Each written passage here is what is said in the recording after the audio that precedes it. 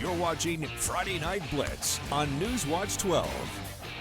Welcome into the Newswatch 12 studios for another week of high school football action. I feel like a broken record, but we had some really good games again this week. I'm Josh Shelton. Alongside me again this week, the man, the myth, the legend, Cameron Derby. I am not a myth. I've seen me. I'm right here. Hey, if us saying that, games are going to be good every single week is wrong, I don't have really any interest in being correct. Games that looked not close on paper ended up being as entertaining as ever. Speaking of which, let's check out the game of the week, which went down at the house that Bill built. Undefeated Roseburg taking on South Medford Indians. Strike first with Knox Hubbard. My goodness, barreling his way up the middle for 6. The PAT is good. Roseburg up 14-0 in the first quarter. South Medford answers. Handoff to Carson, G.I. Joe. And the senior Panther scratches and claws his way into the end zone. Cuts the lead in half 14-7. Third quarter, 21-14 pitch from Marsters out to Hubbard, and he's in. Indians eventually take a 35-14 lead late in the game. But the Panthers aren't quitting. Down 35-20 with under 2 to play. Screen back to Joe. And like an action figure, fights his way through the defense. Still on his feet. Yo, Joe! South Medford keeps it close, but they fall by 9. 35-26, the final. To Sheldon High School we go, where the Irish host the Black Tornado. It's first quarter. Versus North Medford, Brock Thomas hands it off to Grafton Robinson, and Robinson looks like they got him stopped, and then somehow he's still going. Explodes to the end zone, breaks another tackle, and the Irish strike first. North Medford ball handoff up the middle goes to Ty Pugliano. Ty breaks free, and he's got room to roam. Eventually dragged down inside the 30. North Medford came back in the second half, but Sheldon holds on to it, 37-35. Tonight, Grants Pass falls to Beaverton out on the road. The Cavemen are now 1-6 on the season. Next week, North Medford will get Grants Pass in Grants Pass. North Medford looks to be the stronger team, but rivalries get close sometimes. We'll just have to wait and see.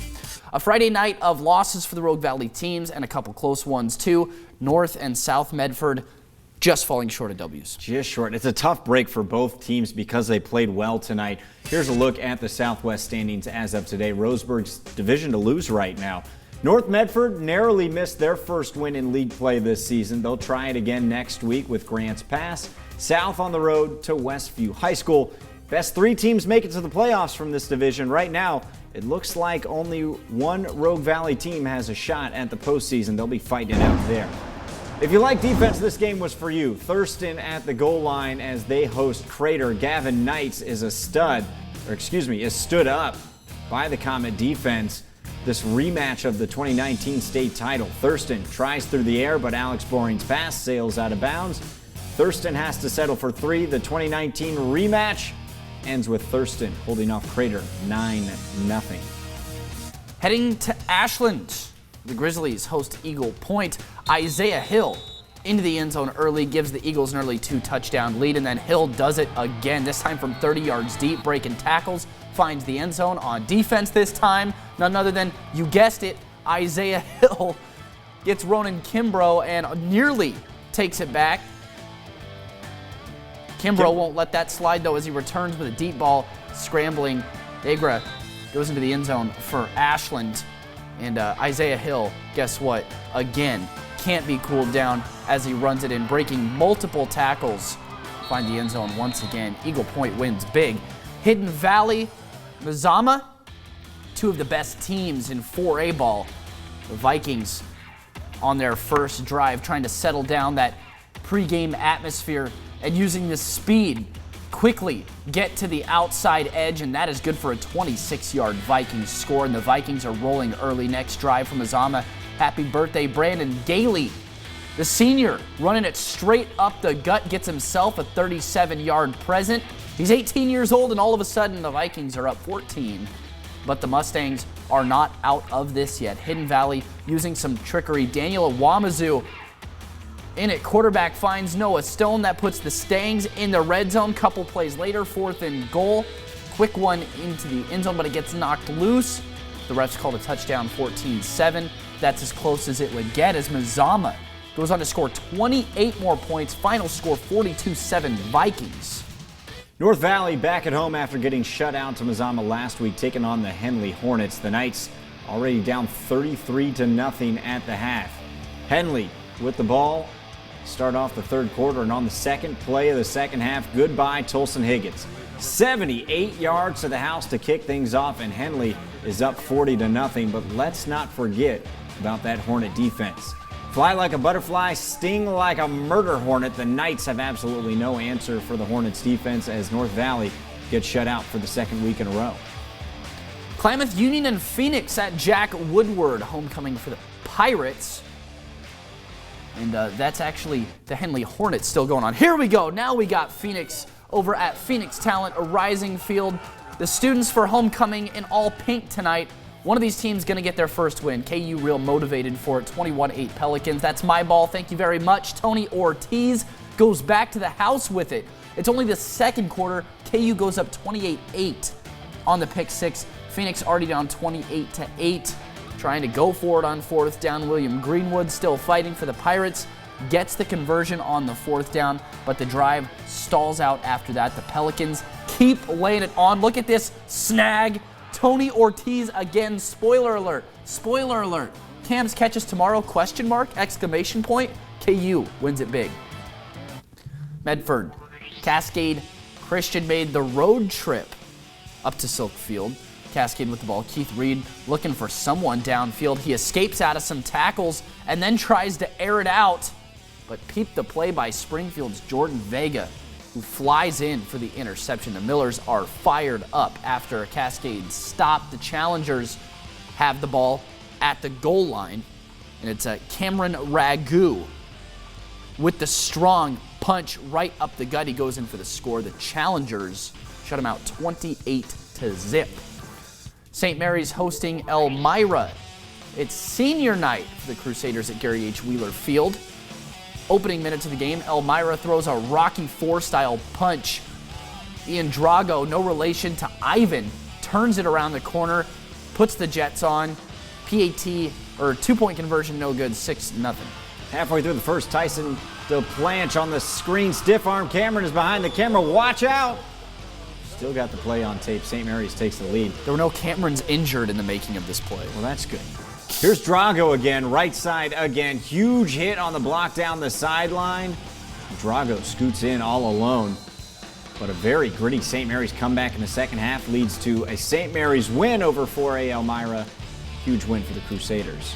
Blitz on Newswatch 12. We're back and we're feeling just as good as we were in the last block. Cameron, the temperature outside is going down, but the heat is turning up for the urgency for getting some wins. The playoffs, they're in the air, they're looming. Can you feel it now? It really feels like football in the fall, right? There was a little chill tonight, but some teams out on the road that really need a win. So we'll check in with that. Rogue River falls on the road to Coquille tonight, 60-8. The Chieftains now 2-4 this season. Meanwhile, Lakeview Honkers keep on honking. Beep, beep, 42-0. Hey, we did it at the same time. 42-0 over Illinois Valley. Lakeview is now 6-1 with an eye on the 2A title. They say great minds think alike, correct? Well, tough to see Rogue River go down like that tonight, but Lakeview really looks like the team to beat in Special District 4. But the Coast and Northern Cal, they're at it tonight too. Absolutely. And Gold Beach with a huge win over Days Creek, 54-14. This one got started in the afternoon, so it was a good win for the Panthers, and they really got to enjoy it tonight. They're now 4-2 this season. Wairika falls at home against Lassen, 33-6. Tough one for the Miners, who now go to 2-6. It's time to do another big reveal, play of the week, rewinding to week 6 here. Cameron, we had a whole bunch of new voters this week in their extravaganza. Yeah, word getting out. It should set up a really lovely play of the year vote. And this week we get to do the wings. Not for Philly. I'm talking about for the Eagle Point Eagles. Oh my goodness.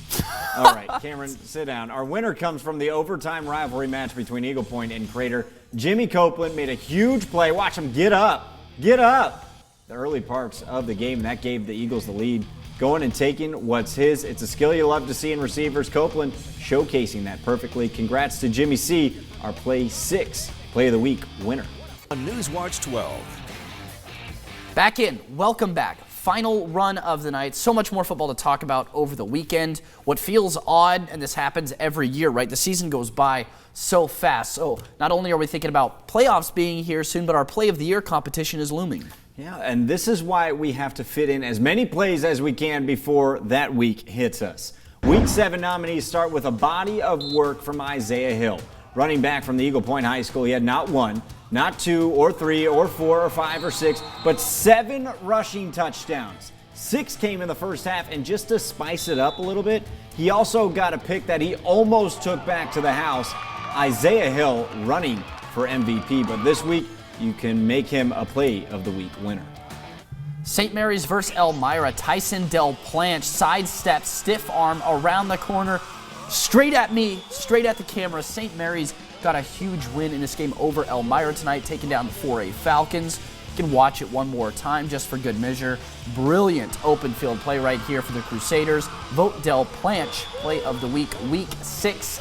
Klamath Union taking on Phoenix. Tony Ortiz, maybe a Cam's catch by itself, but then he just does a 70-yard house call at the end of it as well.